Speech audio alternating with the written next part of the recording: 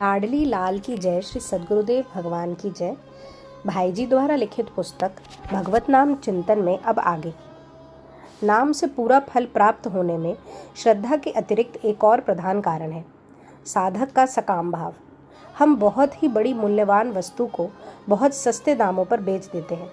सिर में मामूली दर्द होता है तो उसे मिटाने के लिए राम राम कहते हैं। 150 रुपयों की कमाई के लिए राम नाम लेते हैं। स्त्री बच्चों की आरोग्यता के लिए राम नाम लेते हैं। मान बढ़ाई पाने के लिए राम नाम लेते हैं। संतान सुख के लिए राम नाम कहते हैं। फल यह होता है कि हम राम नाम लेने पर भी कमाने के साथ ही लुटाने वाले मूर्ख के समान जैसे के तैसे ही रह जाते हैं। चलनी में जितना भी पानी भरते रहो सभी निकल जाएगा। हमारा अंतःकरण भी कामनाओं के अनंत छेदों से चलनी हो रहा है, इसमें कुछ भी ठहरता नहीं। राम नाम का फल कैसे हो? प्यास लगी हुई है, जगत में सुख की पिपासा किसको नहीं है। पवित्र जल का भी झरना झर रहा है। राम नाम के झरने का प्रवाह सदा ही अबाधित रूप से बहता है, परंतु हम अभागे उस झरने के आगे अंजलि बांधकर जल ग्रहण नहीं करते। हम उसके आगे रखते हैं हजारों छेदों वाली चलनी, जिसमें ना तो कभी पानी ठहरता है और ना हमारी प्यास ही बुझती है। सकाम भाव से लिए हुए नाम से भी नाम के असली फल आत्यंतिक सुख से हम इसी प्रकार वंचित रह जाते हैं। प्रथम तो कोई भगवान नाम लेता ही नहीं, और यदि कोई लेता है तो वह सकाम भाव से धन संतान मान बढ़ाई की वृद्धि के लिए लेता है। नियम अनुसार फल में जहाँ का तहाँ ही रहना पड़ता है, परंतु नाम की महिमा अपार है। इस प्रकार लिए हुए नाम से भी फल तो होता ही है, सकाम कर्म की सिद्धि भी होती है और आगे चलकर भगवत भक्ति भी प्राप्त होती है।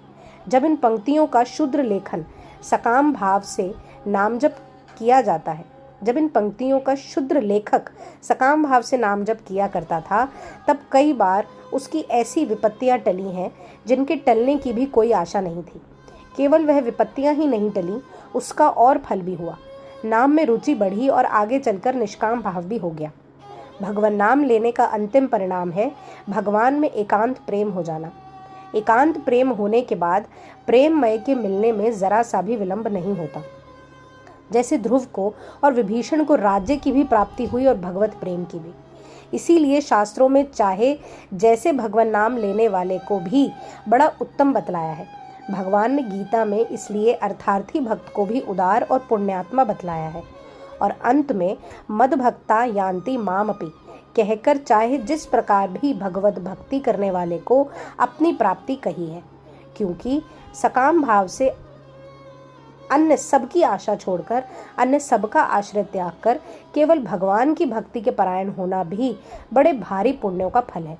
अतएव सकाम भाव से भगवान के नाम ग्रहण करने वाले लोग भी बड़े पूज्य और मान्य हैं, परंतु उनको सकाम भाव की बंधकता के कारण नाम के वास्तविक फल नामी के प्रेम की या स्वयं नामी की प्राप्ति में विलंब अवश्य हो जाता है।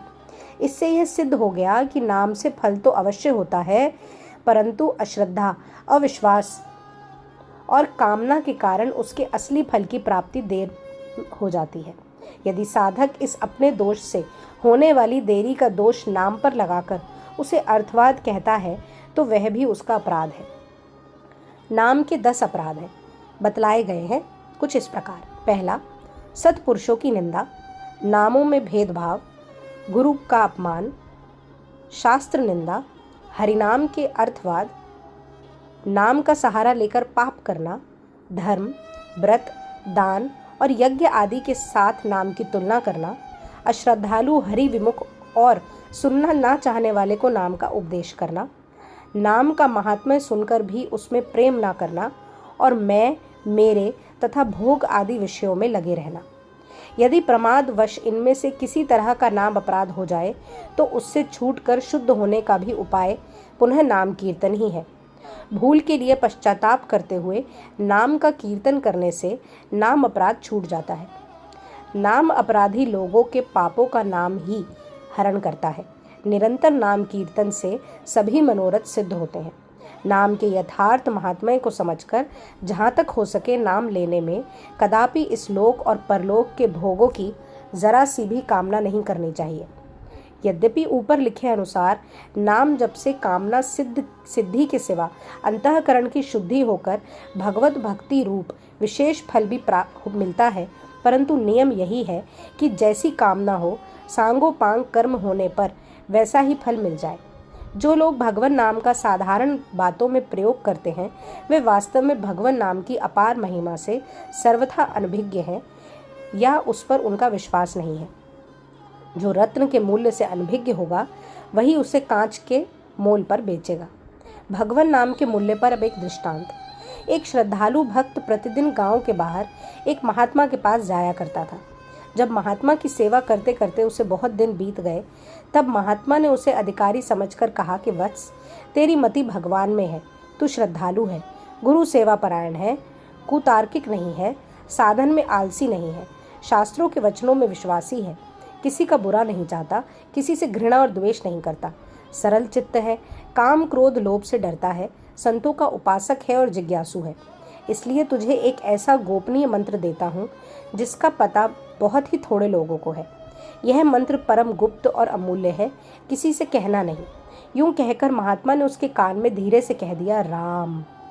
श्रद्धालु भक्त मंत्राज राम का जप करने लगा। वह एक दिन गंगा नहाकर लौट रहा था तो उसका ध्यान उन लोगों की तरफ गया जो हजारों की संख्या में उसी की तरह गंगा नहाकर जोर जोर से राम राम राम राम पुकारते चले जा रहे थे। सुनता तो रोज ही था, परंतु कभी इस ओर उसका ध्यान नहीं गया। आज ध्यान जाते ही उसके मन में यह विचार आया कि महात्मा तो राम मंत्र को बड़ा गुप्त बतलाते थे, मुझसे कह भी दिया था कि किसी से कहना नहीं, परंतु इसको तो सभी जानते हैं। हजारों मनुष्य राम राम पुकारते हुए चलते हैं। उनके मन में कुछ संशय उत्पन्न हो गया। वे अपने घर न जाकर सीधा गुरुजी के समीप चले गए। महात्मा ने कहा कि वत्स, आज इस समय कैसे आए? उसने अपना संशय सुनाकर कहा कि प्रभु, मेरे समझने में भ्रम हुआ है या इसका और कोई मतलब है।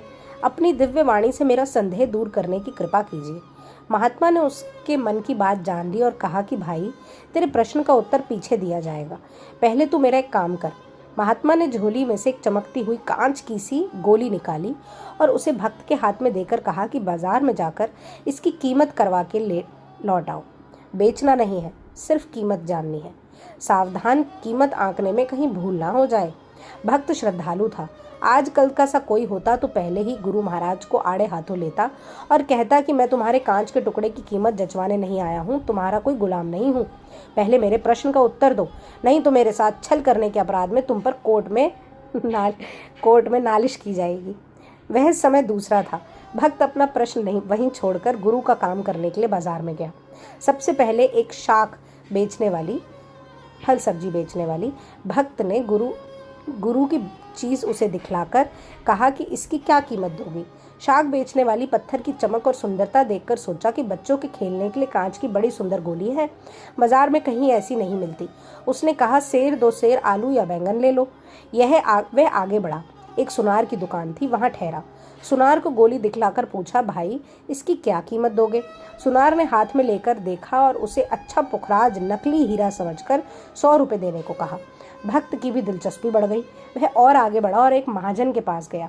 महाजन ने गोली देखकर मन में विचार किया कि इतना बड़ा और ऐसा अच्छा हीरा तो जगत में कहाँ से होगा? ये तो पुखराज ही परंतु हीरा सा लगता है। बड़े घर में नकली भी असली ही समझ आता है। उसने 1000 रुपयों में मांगा। भक्त ने सोचा कि हो ना हो, है तो कोई बड़ी मूल्यवान वस्तु। वह और आगे बढ़ा और एक जौहरी की दुकान पर गया। जौहरी ने परीक्षा की तो उसे हीरा ही मालूम दिया, परंतु इतना बड़ा और ऐसा हीरा कभी उसने देखा नहीं था, इसलिए उसे कुछ संदेह रहा। तथापि उसने 1 लाख रुपए में मांगा। भक्त बेचना नहीं है कहकर एक सबसे बड़े जौहरी की दुकान पर गया। जब गुरु के पास से आया था तब तो उसे जौहरियों के पास जाने का साहस ही नहीं था। वह स्वयं उसे मामूली कांच समझता था, परंतु ज्यों-ज्यों कीमत बढ़ती गई त्यों-त्यों उसका भी साहस बढ़ता गया। बड़े जौहरी ने हीरा देखकर कहा कि भाई, ये तो अमूल्य है। इस देश की सारी जवाहरात इसके मूल्य में दे दी जाए तब भी इसका मूल्य पूरा नहीं होता। इसे बेचना नहीं। यह सुनकर भक्त ने विचार किया कि अब तो सीमा हो चुकी। वह लौटकर महात्मा के पास गया और बोला, महाराज, इसकी कीमत कोई कर ही नहीं सकता, यह तो अमूल्य वस्तु है। गुरु ने पूछा कि तुमको यह किसने बताया? भक्त ने कहा कि प्रभु, मैंने यहाँ से बाजार में जाकर पहले शाक वाली से पूछा तो सेर 2 सेर शाक देना स्वीकार किया। सुनार ने 100 रुपये कहे, महाजन ने 1000, जौहरी ने 1,00,000 और अंत में सबसे बड़े जौहरी ने इसे अमूल्य बतलाते हुए यह कहा कि यदि देश की सारी जवाहरात इसके बदले में दे दी जाए तब भी इसका मूल्य पूरा नहीं होता। महात्मा ने उससे रत्न लेकर अपनी झोली में रख लिया। भक्त ने कहा कि महाराज, अब मेरी शंका का निवारण तो कीजिए। महात्मा ने कहा, भाई, मैं तो तुझे शंका निवारण के लिए ही दृष्टांत सहित उपदेश दे चुका, तू अभी नहीं समझा, इसलिए फिर समझाता हूँ। इस रत्न की कीमत कराने में ही तेरी शंका दूर होनी चाहिए थी। रत्न अमूल्य था, परंतु उसकी असली पहचान केवल सबसे बड़े जौहरी को ही हुई, दूसरे नहीं पहचान सके। यदि मैंने तुझे बेचने के लिए आज्ञा दे दी होती तो तू सेर 2 सेर के बदले 5-7 सेर शाक के मूल्य पर इसे बेच ही आता, आगे बढ़ता ही नहीं। अमूल्य वस्तु कौड़ी के मूल्य चली जाती, कितना बड़ा नुकसान होता। इसी प्रकार श्री राम नाम भी गुप्त है और अमूल्य पदार्थ है। इसकी पहचान सबको नहीं है और ना इसका मूल्य ही सब कोई जानते हैं। चीज़ हाथ में होने पर भी जब तक उसकी पहचान नहीं होती तब तक उसका असलीपन गुप्त ही रहता है। इस तरह राम नाम के असली महत्व को भी बहुत कम लोग जानते हैं।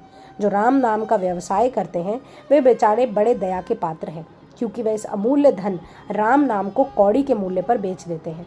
इसी से परम मूल्यवान रत्न को 2 सेर शाक के बदले में बेच देने वाले मूर्ख के समान वे सदा ही भक्ति और प्रेम से दरिद्र ही रहते हैं। भक्ति और प्रेम के हुए बिना परमात्मा नहीं मिलते और परमात्मा को प्राप्त किए बिना दुखों से छुटकारा नहीं हो सकता। दुखों की आत्यंतिक निवृत्ति परमात्मा को प्राप्त करने में ही है और उस परमात्मा की प्राप्ति का परम साधन श्री भगवान नाम ही है। श्री राधा, श्री राधा, श्री राधा।